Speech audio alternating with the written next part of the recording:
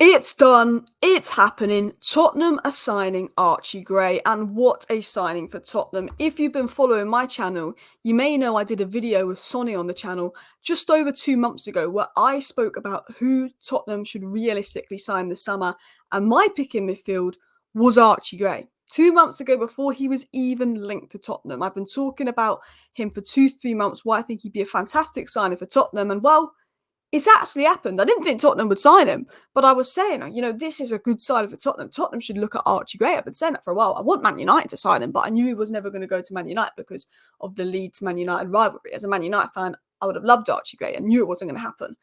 But this is a brilliant signing for Tottenham. And I'm going to tell you everything you need to know about Archie Gray. I'm going to tell you why for 3 months I've been saying that Tottenham should sign Archie Gray and why I think this would be a great signing for Tottenham.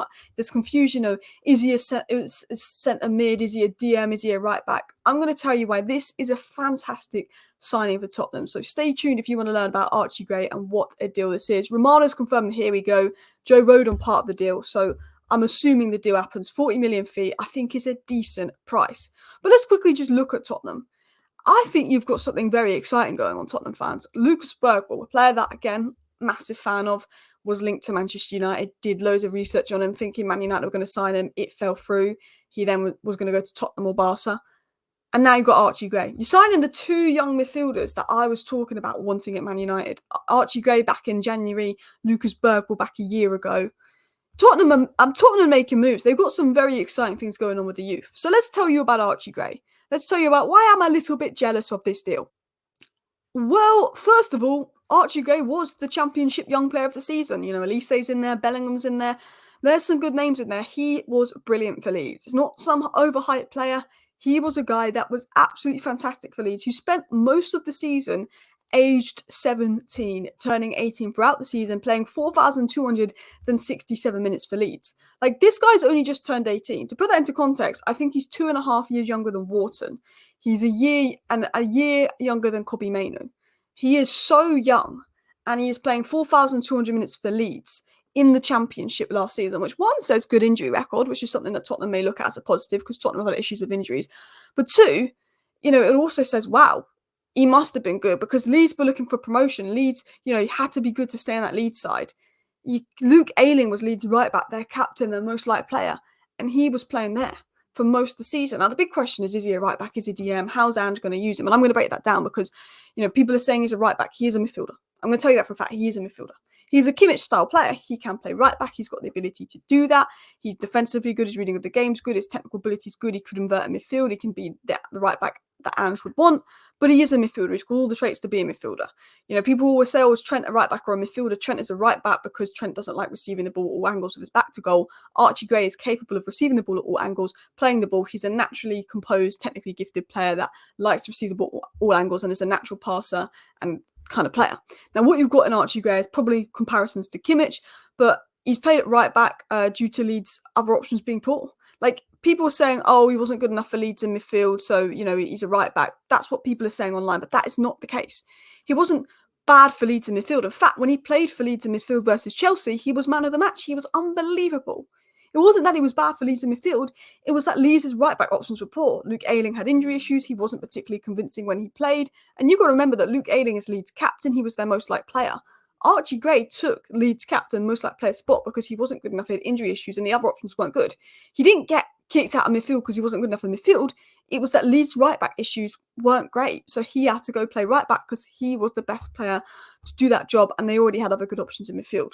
He is a midfielder. He's always been a midfielder, but he is incredibly versatile. He can be a Llorente, Gross type player that can play centre mid, can play DM, can play right back, can play left back. He's going to give Ange a lot of options tactically wise, and I think that is great for Ange. Ange can change things up.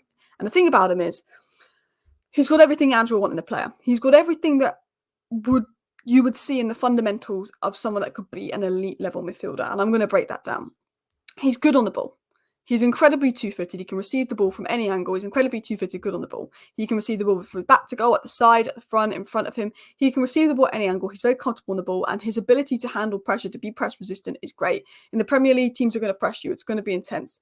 His composure, his confidence on the ball, he can pick up the ball and scan and break the lines and play a pass is brilliant. You pass on the ball at any angle. His retention, his ability to keep the ball is good. And that's why a lot of Man United fans were hyping up Kobbie Mainoo so much, because we couldn't string together two passes. Kobbie Mainoo came into our squad. He'd have the ball. We'd have three players around him. He'd turn out. He'd play a pass. We're like, oh my God, oh my God, oh my God. Like, Archie Gray's got that technical thing. I receive the ball. I can play the ball. And he's got such a good scanning. His ability to just scan, to turn, to play the ball any angle. He can play short. He can play long. He can pick up runners. He can break lines. That's why you want him in midfield, because he's a passer with the ability to carry. And he, long term, he can play right back, but he wasted long term at right back. He is a midfielder. Now, obviously, Tottenham's right back's inverted to midfield, but his ability on the ball is too good.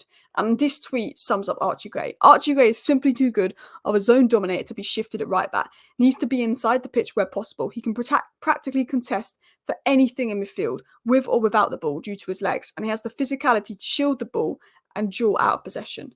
He is good on the ball. We spoke about him on the ball, but he's good off the ball. He's got that long legs to cover ground, to cover space. Tottenham's defence was really good last season. If you're just someone that doesn't really watch football and looks at stats, you'll be like, Tottenham conceded so many goals, they barely kept any clean sheets, and people will think that's Romero or Van de Ven. But anyone that watched Tottenham last season, even as a Man United fan, could see Mickey Van de Ven was brilliant, Romero was brilliant, Vicario was good, Udogie was good, Pedro Porro was good. Their defence in general was good. Tottenham's problem was the openness in midfield. They were easy to play through. Defence got exposed. You know, Mickey Van de Ven was making a lot of last-ditch tackles, and when he was injured, you could see it even more. It's because they couldn't cover maybe that ground needed in midfield, particularly in that defensive zone. With Archie Gray, you've got someone that's got that long-legged frame, similar to Adam Wharton, similar to Amadou Onana, similar to Matt Sweefer, that long-legged frame, which means he can eat up ground quickly. He can close down space quickly. He can cover large spaces. He is very good at that. And he's very good at winning back the ball. He's got those long legs. He can press high, win back the ball, which is something Ange will want. He's got those long legs for duels. He's physically tall. He can win the ball in the air. He's good in and out of possession. He can shield the ball. He uses his frame well to shield the ball, receive the ball at any angle, play it, keep the ball. He uses his frame well to close down space. And his defensive reading of the game, I think, will massively improve Tottenham's rest defence, which has been an issue for Tottenham. The way I look at Archie Gray is he can play right back, DM, centre mid, and he can even fill in at left back. He's 2-footed. He's technically good. He's got the physical, mental, and technical attributes to succeed in the Premier League, which we're going to break down. You know, he's going to take time. He's a young player. He needs to be moulded in. He's not necessarily going to hit the ground running. But if you look at Burville, if you look at Archie Gray, they've got everything to succeed with the right development system and sustainability around them. And with Archie Gray, he covers your defensive midfield signing. He covers your right back signing, and one which could allow Spurs the funds to get that right winger and that striker that they need. To improve there, because then you can have Son on the left, a striker, a right winger. Johnson's really good off the bench for depth, potentially an Eze type player. It gives you that option. Now, physically, as I've said, to play in the Championship, to play 4,200 minutes in the Championship in a defensive role, whether it's midfield or right back, you've got to be somewhat physically good. He physically uses his body well. His long legs means he can cover ground and space, and with the Premier League being a more intense style of play, a more transition-based style, and leaving open spaces and wanting to move the ball quickly, he can do that, and he can suit that system well. And the fact that he can do that without getting injured is another bonus for Tottenham, although I don't want to jinx that for you guys. He's good both aerially, he's good both at winning duels, he can win back the ball. He's got all of the frame. He's got the frame, he's got the body, he's got the physical ability to play. He played in the Championship at physical lead at 17. He's only going to get physically better. Mentally, to break into leads at 17, become a key player, play out of position, adapt to a role out of position. The captain can't get in the squad. The captain has to lead because you're so good at 17. And he was playing there only to accommodate injuries, not because he wasn't good enough in his main position. Mentally strong. Leeds fans have high expectations for the season. They would have been on him if he was bad, but he wasn't. They love him because he was good. And then technical ability. Ange wants to play a modern style of football. The Premier League is modernising. Modern football is succeeding in the Premier League. That's why the Contes and the Joses aren't doing as well as the Artetas and the Peps. And Ange, you need technical players to do that. Players that are good on the ball. Players that you can dominate possession with. And that's what you've got. That's what we spoke about. He's good on the ball. He can pass. He can break the lines. His touch, his control, his IQ are all qualities that Ange is going to want in a possession-based system at Tottenham. He's got all the qualities that Ange will want. He can receive the ball at any angle. He can play the ball quickly. He can move the ball. He can pass and move. He can help break down low block, but also he has the ability to carry. He's a pass-first midfielder that can also carry. And in the modern game, you want a pass-first midfielder that can carry because they can contribute to breaking lines, transition, breaking play, moving the ball quicker. His best role for me is a CM or DM, probably in a dual pivot. I don't think he'd be ready to hold as a lone six, and that will be the one question around Ange's system, but his intelligence, game reading, anticipation, and off-the-ball movement make him defensively secure. Now, I'm always someone that picks out in possession work a lot more than out possession work, but I was speaking to a Leeds fan about Archie Gray about a month ago, and he was saying people don't talk about Archie Gray's reading of the game. He said everyone talks about, oh, he's technically good, he's good on the ball, but he said he was shocked and stunned by how defensively aware Archie Gray was, how positionally aware he was. He said his IQ for a 17-year-old to be that positionally aware, to be that defensively aware, was really good. He reads the game well, he reads defensive situations well. And he said at 17, 18, on the ball, he can scan, he can pick out the right pass, he moves the ball quickly. But they said, defensively, he knows when to get back, he knows when to cover. And, the Championship is a difficult league. As I said, it physically is demanding. It's not the Premier League, of course, it's a big step up to the Premier League. But to do that at 17 in the Championship, he should be able to do that in the Premier League as he develops. It may take time, he may need some Europa League minutes.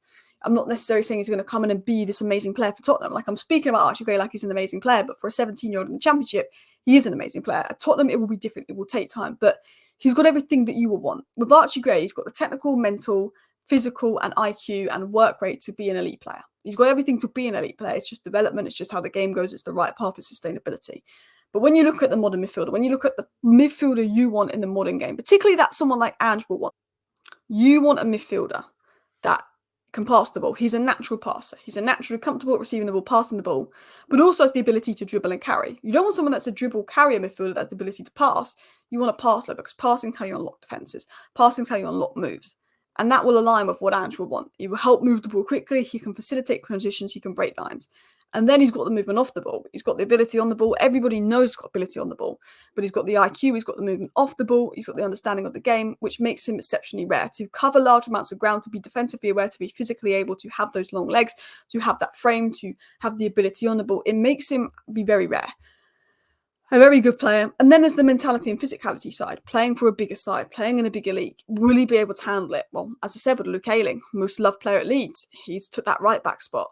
He, in the Championship, a mentally tough league at Leeds with high expectations, was unfazed. He's proven he can adapt to new positions, which means Ange will give him new roles, whether it's at DM, whether it's at fullback, and he will do great with that. His pressing, his work rate is everything that Ange will want. If you watch him play versus Chelsea, he was, he's playing in midfield, he was pressing really high and winning back the ball really high and causing Chelsea issues. And his work rate and his ground coverage is what Ange will want because Ange's system is very demanding. And I think one of the reasons Tottenham started the season so well and then fell off was Ange's system is so demanding that those players just couldn't do it consistently every year, but Archie Gray can.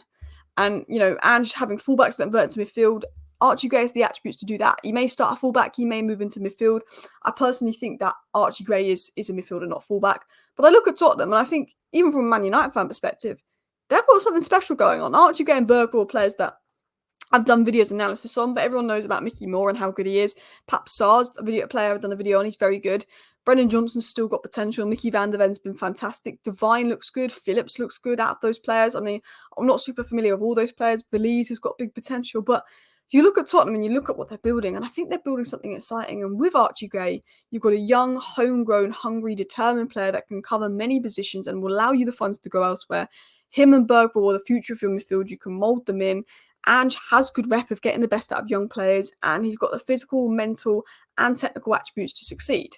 And well, when the deal is officially done, when there's an announcement from Tottenham Hotspur, I will do a video about how Archie Gray will fit in at Spurs, how we'll line up, how Ange would likely line up with Archie Gray and use him to break that down more. So do subscribe for that. Do let me know your thoughts on this video. And of course, please do go and vote ECILA Football in the Football Content Awards. I will put a link in the description or the comments if I remember. Thank you for watching. Tottenham fans, let me know your thoughts on Archie Gray. Bye.